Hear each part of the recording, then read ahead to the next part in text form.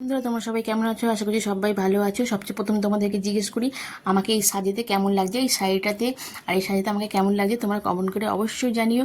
আর আমাদের বিয়ে বাড়ি ছিল, ছেলের বিয়ে ছিল 3 দিন ধরে, তো চলে এসেছি সোজা বিয়ে বাড়িতে।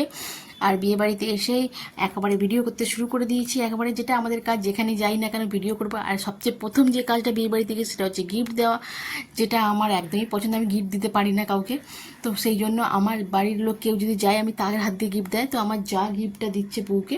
আর এখানে এত ভিডিও ক্যামেরা ছিল, যেটা আমি ঠিকমতো ভিডিও করাই যাচ্ছিল না এদিকে। আর যেটা মেয়েদের সবার ভিডিও করতে গিয়ে মানে এদিক ওদিক করে ফটো তোলা, এদিক করে আমিও সেটাই করছিলাম, এদিক ওদিক করে ফটো তুলছিলাম, নিজের ভালো করে পোজ দিচ্ছিলাম, এরকম করে ফটো তুলছিলাম, ওরকম করে ফটো তুলছিলাম। আর বন্ধুরা তোমাদের কাছে একটা অনুরোধ আমার, যদি আমার ভিডিওটা ভালো লাগে বন্ধুরা, তোমরা একটু শেয়ার কমেন্ট করে দিয়ে সাবস্ক্রাইব করে আমার পাশে থেকে আমাকে এগিয়ে সাহায্য করো। আমিও অবশ্যই তোমাদের পাশে থাকবো। আমার কেন একে অপর যদি পাশে না থাকি এগোবো কী করে? তাই অবশ্যই আমি তোমাদের পাশে থাকবো, তো তোমরাও একটু পাশে থেকো বন্ধুরা। তো আমি ওরকম করে চারিদিকে ফটো তুলতে তুলতে সোজা চলে এলাম কী কী স্টল দিয়েছে। প্রথমে এসেছিলো ফুচকার স্টল, তারপরে ঠান্ডার স্টল, আর তারপরেই ছিল একদম চিকেন পকোড়া আর বেবিকর্নের স্টল। চিকেন পকোড়া আর বেবিকর্ন দুটো পাশাপাশি ছিল একবারে স্টল।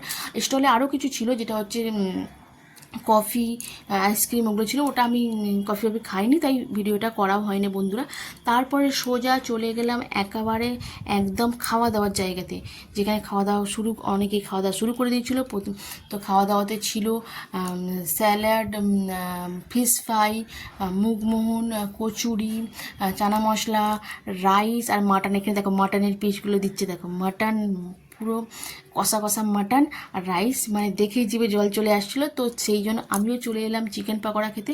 আর এই দেখো চিকেন পকোড়ার পিসটা দেখো, কত বড় পিস একেবারে চিকেন পকোড়া। খাবি যদি তোমরা চলে এসো।